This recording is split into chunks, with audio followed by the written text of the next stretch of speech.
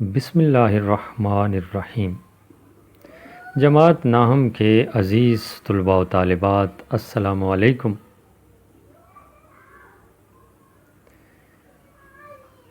اردو کے پرچے کے حوالے سے حصہ انشائیہ میں سوال نمبر 2 کا عملی کام کر رہے ہیں ہم کہ سوال نمبر 2 کس طرح لکھنا چاہیے پرچے میں، اور سوال نمبر 2 میں اشعار کی تشریح ہوتی ہے۔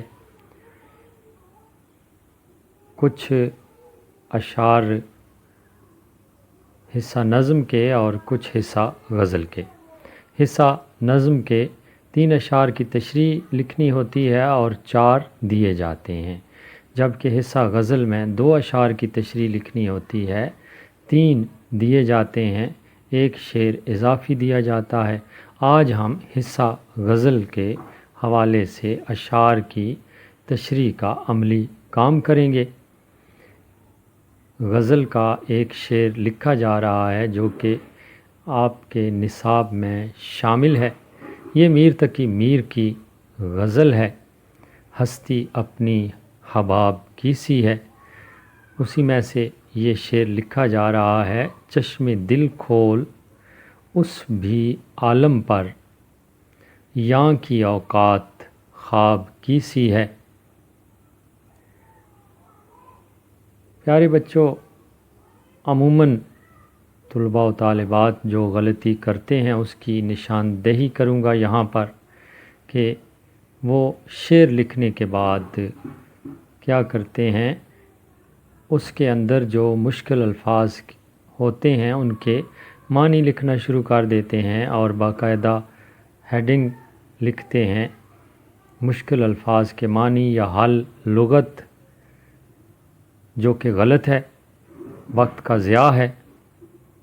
دوسری غلطی جو وہ کرتے ہیں، مشکل الفاظ کے معنی لکھنے کے بعد مفہوم کی ہیڈنگ دے دیتے ہیں، جو کہ غلط ہے۔ مفہوم اگر تشریح کے اندر ہی لکھ دیا جائے تو اس کے نمبر تو مل جاتے ہیں، کیونکہ سوال میں ہم سے یہی کہا جاتا ہے کہ درج ذیل اشعار کی تشریح لکھیں۔ اس لیے شعر لکھنے کے بعد اس کی تشریح لکھنی چاہیے، نہ کہ مشکل الفاظ کے معنی اور مفہوم۔ یہ 2 چیزیں ہرگز نہیں لکھنی چاہیے، بلکہ تشریح سے آغاز کرنا چاہیے۔ اور بے شک شاعر کے تعارف کے بعد شعر کا مفہوم آپ اس میں لکھ دیں تو وہ تشریح میں ہی شامل ہوگا، اور تشریح کی وجہ سے آپ کو اس کے اچھے نمبر مل سکتے ہیں۔ یہ صحیح طریقہ ہے اچھے نمبر حاصل کرنے کا۔ تشریح کی ہیڈنگ اوپر ہو چکی ہے، اشعار کی تشریح آپ کو نظر آ رہی ہے، تو اس لیے ہم یہاں پر تشریح لکھنا شروع کر دیں گے، اور تشریح پین سے لکھی جائے گی۔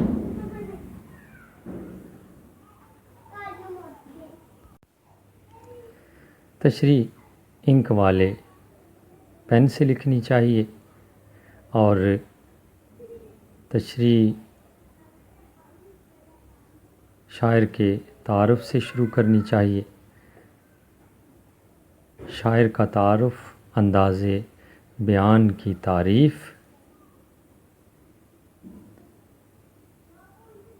یہ ساری باتیں لکھنے کے بعد شعر کا مفہوم لکھنا چاہ رہے ہیں تو وہ شاعر کے تعارف کے بعد لکھیں، اس کے بعد تشریح شروع کر دیں، اور تشریح لکھتے وقت درمیان میں حوالہ جات بھی دیں۔ آپ کو بتایا گیا تھا حوالہ جات میں قرآن کی آیت کا ترجمہ یا مفہوم ہو سکتا ہے، حدیث کا ترجمہ یا مفہوم لکھا جا سکتا ہے، اور پیارے بچوں، وہ حوالہ جات جو آپ لکھیں گے تشریح کرتے وقت وہ نمایاں ہونے چاہیے۔ نمایاں ہونے سے مراد یہ کہ آپ تشریح پین سے لکھ رہے ہیں، انک والے پین سے لکھ رہے ہیں تو وہ نمایاں کر کے لکھیے، مارکر کے ساتھ لکھیے تاکہ ممتحن کو پتہ چل سکے کہ طالب علم نے حوالہ لکھا ہے۔ اشعار کی تشریح میں حوالہ جات کے طور پر قرآن کی آیت کا مفہوم یا ترجمہ، حدیث کا مفہوم یا ترجمہ، امدادی اشعار جن کا تعلق متعلقہ شعر سے ہو وہ ضرور لکھنے چاہیے۔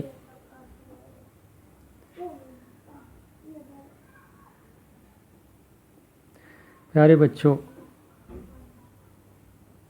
ممتحن کو متاثر کرنے کی کوشش کرنی چاہیے، اور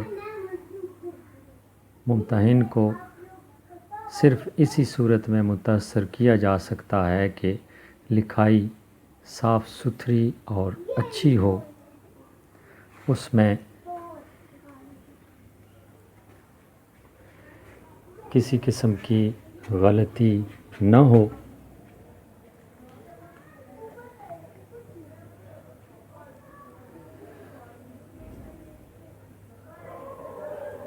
کاٹ کر یا مٹا کر کوئی لفظ نہ لکھا ہوا ہو، بلکہ لکھائی صاف ستھری اور واضح ہونی چاہیے۔ میں یہ نہیں کہہ رہا کہ خطاط جیسی لکھائی ہو، بلکہ لکھائی کا جاذب نظر ہونا ضروری ہے۔ خطاط جیسی ہو پھر تو سونے پہ سہاگے کا کام کرتی ہے، اور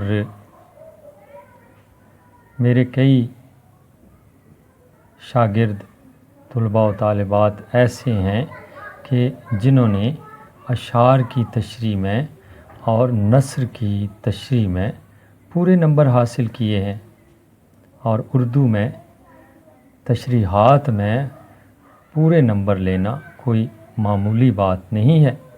صرف انہوں نے میری رہنمائی کے مطابق کام کیا ہے، اور اللہ کی مہربانی سے انہیں اشعار کی تشریح میں اور نثر کی تشریح میں پورے نمبر ملے ہیں۔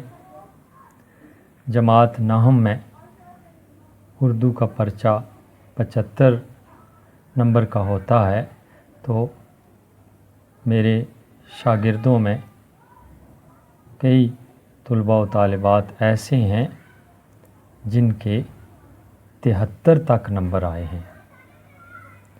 75 میں سے صرف 2 نمبر کٹے ہیں، اور یہ کوئی معمولی بات نہیں، بلکہ اس کے لیے محنت درکار ہوتی ہے۔ یہ اب حدیث کا مفہوم لکھا جا رہا ہے تشریح کے دوران۔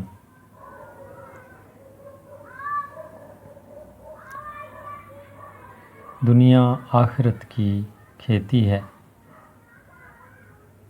یقیناً میر تقی میر نے اپنے اس شعر میں یہی بات بیان کرنے کی کوشش کی ہے کہ یہ دنیا جو ہے محض کھیل تماشا ہے، اس دنیا سے اپنی توجہ ہٹاؤ اور آخرت کی طرف دھیان دو۔ ایک لمحہ فکریہ ہے، جیسا قرآن مجید میں ارشاد باری تعالیٰ ہوتا ہے کہ یہ دنیا محض کھیل تماشا ہے۔